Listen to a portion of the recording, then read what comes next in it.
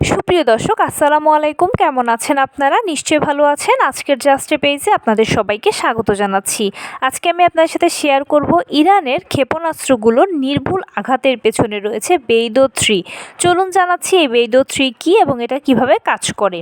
Iran GPS সিস্টেমের মাধ্যমে তাদের ক্ষেপণাস্ত্র ড্রোনগুলোকে লক্ষ্যবস্তুতে পাঠাতো, কিন্তু ইসরায়েল ও আমেরিকা তাদের শক্তিশালী নেটওয়ার্ক ব্যবহার করে জিপিএস সিস্টেমকে জ্যামিং প্রযুক্তির মাধ্যমে আটকে দেয়, যার ফলে ক্ষেপণাস্ত্রগুলো ড্রোনগুলো নির্দিষ্ট লক্ষ্যবস্তুতে হয়তোবা আঘাত করতে ব্যর্থ হচ্ছিল প্রথম দিকে, নয়তোবা দেখা যায় এগুলো লক্ষ্যভ্রষ্ট হচ্ছিল। এই সমস্যার মাধ্যমে ইরান 70% ব্যর্থ হচ্ছিল। এরপর ইরান সহায়তা নেয় চীনের স্যাটেলাইট বেইদো 3 ইরানকে নির্ভুল আঘাত করতে সহায়তা করে। এই বেইদো 3 স্যাটেলাইটটি ব্যবহার করে বর্তমানে ইরান তাদের ক্ষেপণাস্ত্র ও ড্রোনগুলো নির্দিষ্ট লক্ষ্যবস্তুতে আঘাত হানতে সক্ষম হচ্ছে।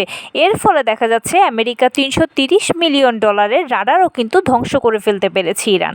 তো এই ছিল আজকের ভিডিও। ভালো লাগলে চ্যানেলটিকে সাবস্ক্রাইব করবেন প্লিজ।